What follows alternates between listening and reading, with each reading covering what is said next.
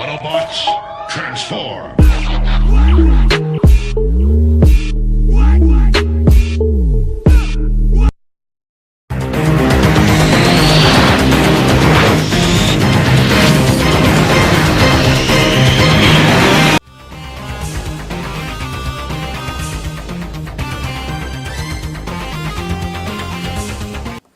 What is up, everybody? I'm George, the 80s Transformer fan, here to do another toy review. Today, I will be reviewing Marvel Legends Series X-Men Multiple Man. And this is the final piece in his packaging that I need to build my Apocalypse, the figure I wanted most out of this entire wave.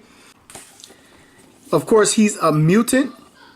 He's packaged with Apocalypse's right leg and two separate heads with two different expressions, with the hooded head and then an unhooded head, which is I don't know.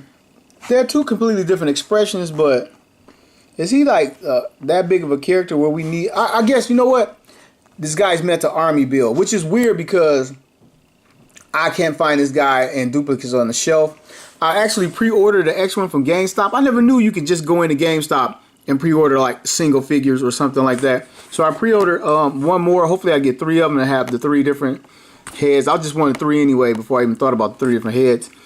But here's the window box packaging. On the side is multiple men. And over here, the reverse image. And on the back is multiple men here. At the top, there is a brief bio on this guy, Jamie Madrox. And bottom of the box, it is the rest of the figures in the wave and Apocalypse Builder figure. Of course, nothing at the bottom. Get this guy open and get one step closer to my Apocalypse review. And as I unbox this guy, add a little bit more to the bio. I don't know if you read it, but anyway, his name is James Arthur Madrox. He's been a known member of X Factor Investigations, Moore Island X-Men, the X-Corps, the X Corporation, Fallen Angels, whatever that was, the Nasty Boys. He's been a member of S.H.I.E.L.D. and Hydra. This guy is all over the place. And his ability is to replicate himself, be multiple men. And he's falling down. Anyway, we can go ahead and take a look at the packaging. When they first show images of this guy at one of the cons, I think the New York Toy Fair or whatever it was, whenever they first unveiled this figure, a friend of mine, you might hear me say his name a lot because he's like my go-to Marvel expert. His name's Lamont King. And he said as soon as they unveiled this guy, we're finally going to get Gambit. And about a month ago at San Diego Comic-Con, they revealed that Gambit's coming. He took one look at this coat and the little costume underneath and the little hoodie. He said all you gotta do is cut the top off, the hair's out, and you got Gambit. And sure enough, we're getting Gambit. And it was an excellent call. Even though they used this coat a couple times, I think it originated from Nick Fury. And taking a look at him and under the coat, his paint under the coat is a little bit messy right there. Well, it's a lot messy to me. And it's messy on this side as well. The top of his X Factor suit, it's a little bit better at the top, but it's a little sloppy too.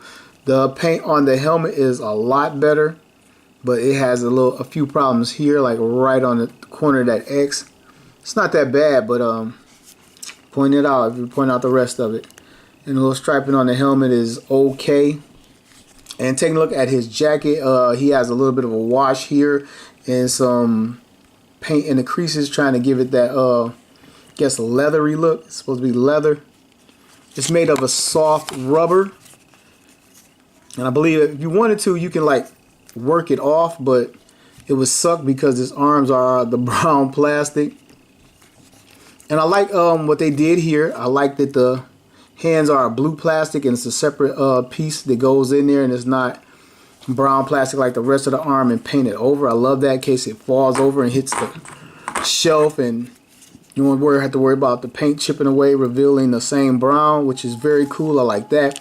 He's wearing a blue unitard. I guess this is a blue onesie.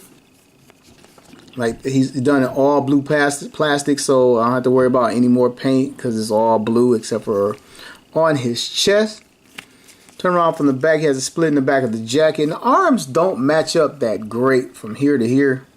I think they could have did a little bit better than that. You know, because they used the softer plastic here and maybe the harder plastic when it dried, it just didn't.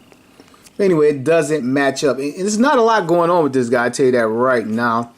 Because his only accessories are his head. I'm going to start with his head and do some articulation.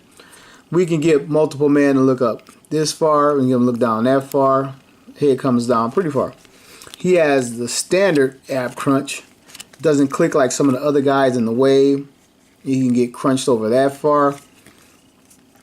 He's 360s at the shoulder. There's a little bit of clicking in there. Right, I wonder why it varies so much from figure to figure. He can get his arms up to the side this far, straight up. He has a bicep swivel, and you can see it totally breaking up the jacket aesthetic to the coat. He has an elbow bend. It is single joint. It's just a hinge. Right there, you come down to his fist. His fist 360s, and it's all hinged up. So, and with this character, I mean, what is he, like a C-lister character? But it's cool to army build with him as far as appearance on the shelf, but he's not one of my guys at all. He has a waist swivel at 360s, of course. Yeah, at his upper thigh, you can get his legs off this far. None of these guys really get a lot out of their legs, like from side to side, like to get them in the splits. Not that I need everybody in the splits, but just a little limited by the side of the scope. From front to back, if you want to get them in some type of stride or some type of jump, hurdle, you get about this much out of it underneath the coat. And because it's really soft and pliable, it's not going to hinder anything you're trying to do with the legs. You can get it out of the way, which is nice.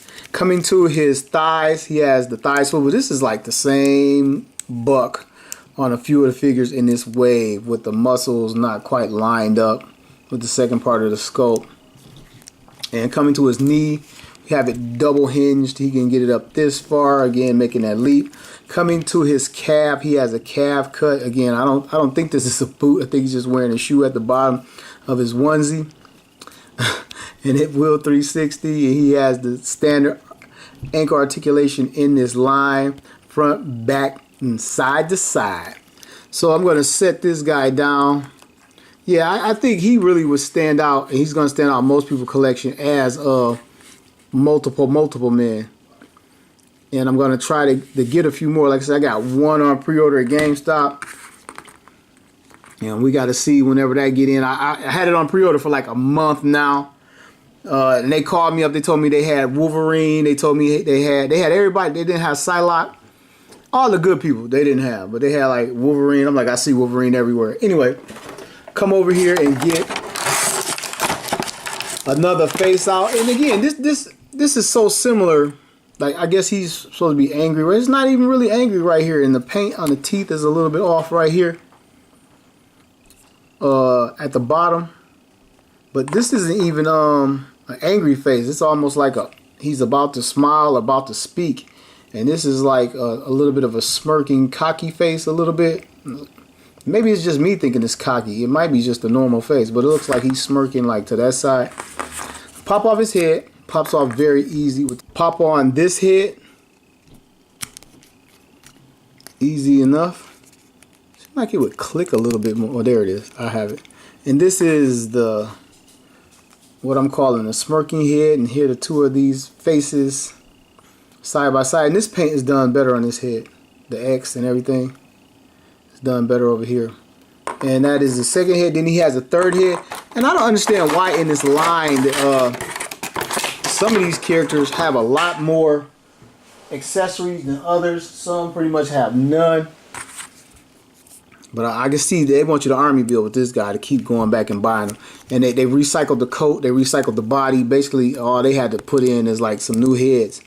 And have you buy 3 or more of these guys. And here is his unhooded head. And his hair sculpt looks fantastic to me. And again, I said on all these, the hair is like a separate piece. You can like lift it up. I love it when it's a separate piece and you got like The plastic for the skin on the head, and then a different plastic for the hair, makes the figures, any figure that is on, look 1,000 times better. The paint on his face is done well. His eyes is done well. Eyebrows done well. And that is Multiple Man. Other than a few misplaced paint splotches, he's a pretty cool looking figure. Not much to him, but he looks alright. I love the multiple heads. That's cool that they did it. But if they didn't do it, he would be so freaking bland. Put those to the side, and we come to the payoff. The last thing he is packaged with, the right leg of Apocalypse, and now I can build Apocalypse. So this is Multiple Man, and if you're going to collect them, I'm sure people are going to collect a few of them if they can. If you can find them in your area. I know some areas are heavy with the figures, and other areas you can't find the figures in other areas. But take a look at the leg before we get out of here. The pearl blue, navy blue plastic, and a darker bluish, blackish plastic down here. It's all pearlized.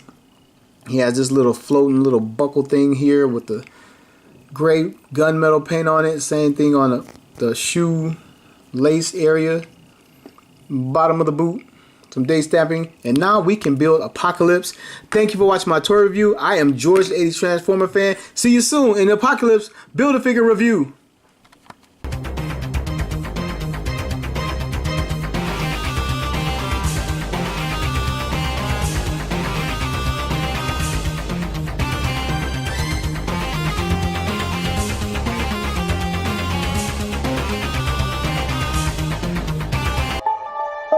Autobots, transform!